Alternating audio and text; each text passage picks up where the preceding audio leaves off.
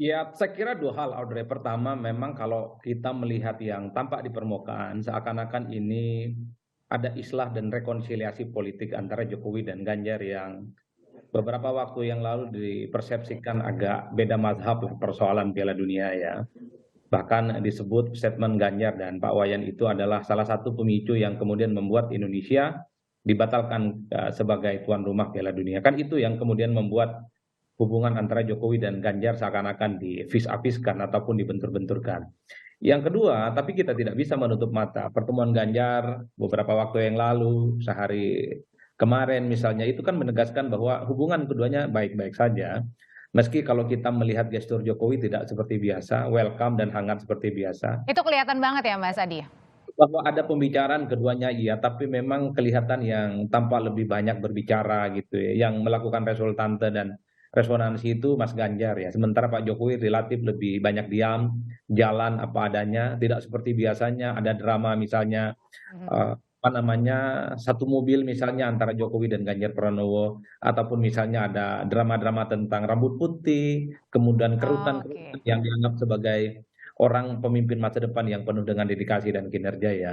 Tapi bahwa ini adalah satu fase yang bisa memulihkan hubungan antara Jokowi dengan Ganjar Pranowo ya, itu tidak ada yang bisa membantah. Tapi kalau kemudian serta-merta hubungan keduanya itu pulih seperti sedia kala 100%, sepertinya agak sulit kalau kita bayangkan hanya sebatas sekali dua kali pertemuan itu. Karena kode-kodenya itu tidak seperti biasanya. Jokowi biasanya kan begitu atraktif kalau bertemu dengan Ganjar Pranowo. Ada semacam rasa di mana Jokowi itu menemukan replika politiknya sebagai suksesor di 2024. Ini Tapi artinya apa sih Mas Adi ngelihatnya kalau agak sedikit beda nih gesturnya?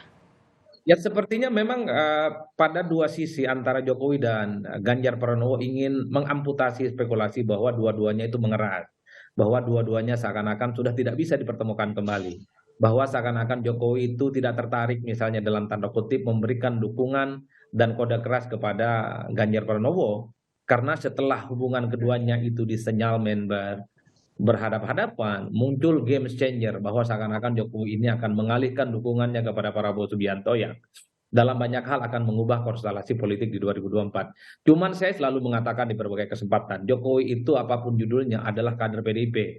Jadi wali kota, jadi gubernur, dan jadi presiden berasal dari PDIP. Darah politiknya dari PDIP. Jadi sekeras apapun hubungannya dengan PDIP, sekeras apapun hubungannya dengan Ganjar, sekeras apapun hubungannya dengan Puan Maharani, kalau calon presidennya sudah ditetapkan oleh Megawati Soekarno Putri, saya kira Jokowi akan tegak lurus dan samikna wa ta'na dalam konteks itu, Audrey. Kalau itu Oke. saya mau ya.